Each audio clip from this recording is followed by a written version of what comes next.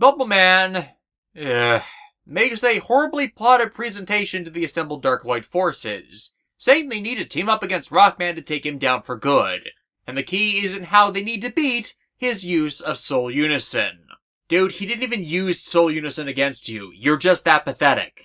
And to be fair to this idiot, he's not wrong that Rockman's form change ability is his greatest advantage. But one of the issues with the Darkloids is their Dark Souls prevent them from being able to use anything remotely similar. That is, of course, with exception to Chaos Unison, which never ends up being used in the anime either, as far as I remember. And even that can be seen as a corruption of a Soul Unison, as it collapses its power into just one attack before it completely fails. And yeah, the Darkloids are not friends with each other. Thus Bubbleman suggesting they get close? Yeah, do not want.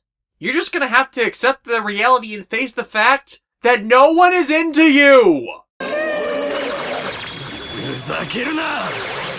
我らダークロイドが友情などというデータ化されないものになど頼れるか? They do not believe in a thing called love. 僕、友達いないぷく。こうなったら友達100人作ってやるでぷく。 Dude, you are not Gentaro Kisaragi. You need to have something likable about you first. You're not even classifiable as friend-shaped. But yeah, that's the plot of this episode. Bubbleman trying to make a friend. Any friend at all. And he has absolutely no idea what he's doing, scaring off basically everyone in the supporting cast.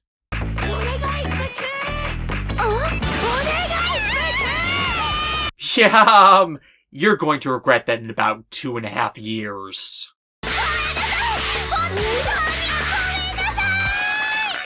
Who does catch his attention, though, is Aquaman. Because Aquaman is just that young and a source of pure innocence that he doesn't realize the evil that is before them. Then again, Bubbleman is incompetent evil, which the naive often aren't aware to. But because Aquaman ends up going off to play with Bubbleman, well, his antics burn out Shuko, who can't seem to get him to respond, thus requiring Neto get called in to see if he and Rockman can't find the wayward Navi. This being one of the rare episodes that remembers, oh hey, Toru is among Neto's friends group, thus causing Iceman to join in on the search. And what are the two doing?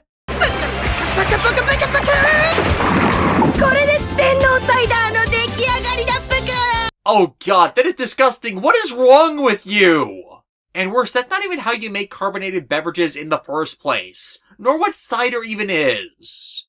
But yeah, as you'd expect from Iceman being included out of the blue, he's the one that finds them, and with the 3 Aqua Element Navis with differing specialties, well, it causes more shenanigans between them, with Iceman placing an ice cube in their net drink, which actually gets it to sell now. I really hope Bubbleman is sharing the profits for this little enterprise.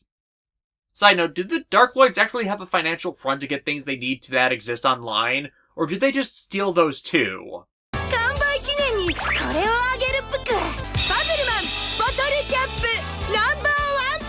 Beat him up for the money, he'll cave on the first punch. Iceman tries to drag Aquaman back home now, but Bubbleman's entranced the young Navi too deeply by this point to realize that this is an extreme case of stranger danger.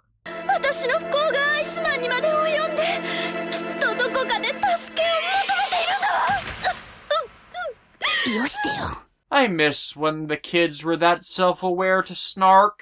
It really only happens with certain writers when it was supposed to be baked-in elements of the characters. Bubbleman sequesters the other Navis off in a private beach net, and tries to force them to figure out how to use them to pull off a Soul Unison, which fails. After all, Rockman's ability with them is part of an ultimate program that permits his adaptation to certain stimuli. With the Soul Unison ability set, it's augmenting him with a power based on other Navis that have abilities he does not.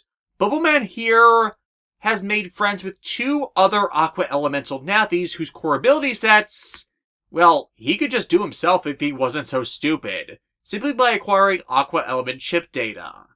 It's at this point Rockman and the others find them suspecting something's up with Bubbles over here, which he confirms by trying to get Aquaman and Iceman to attack Rockman for no reason. It is rather unwise to attempt to throw down with a rock while in an ice castle. He succeeds by saying that they're really trying to break their ice castle, and really, while I get Aquaman getting conned by this, Iceman? Really? Really? All I'm saying is, you're getting your wingman privileges revoked. The assault requires the operators to actually go to the physical location, and the second Rockman can load his soul forms, the tide, against this team-up changes. But as Bubbleman doesn't know that Soul Unison requires a special Navi system, well, his attempts to get a non-dark jet power-up fail spectacularly, especially when Shuko and Toru show up to call back their misbehaving Navis. ごめんなさい、ぴゅ。もう帰るです。待ってく僕たちは Thus, all he's left with now is a melting, empty ice castle, and not even a song to cheer him up with.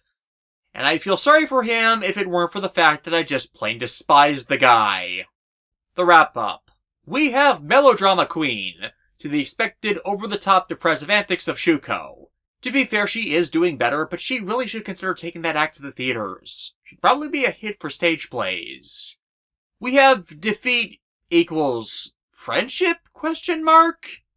For Bubbleman failing to gain victories through the power of camaraderie. The Aqua Navi trio unfortunately would be a recurring thing going forward, simply as a thing to keep the guy around with. And while it is ultimately harmless, it's still obnoxious. Overall, with this one, as much as I make clear I despise Bubbleman for being a nuisance, this is otherwise a decent filler episode with the Aqua-themed Navis just getting involved in some harmless shenanigans with no real crisis weighing everything down. Sometimes you need that kind of story between larger events to allow an audience to decompress. It's again something lost in recent series that always have to beat story arc down people's throats, that sometimes the story works better just with chances for it to breathe. And maybe sometimes get an audience on board a character that they hate. It doesn't quite work here, but it is a legit, honest attempt, and I can at the very least respect it for that.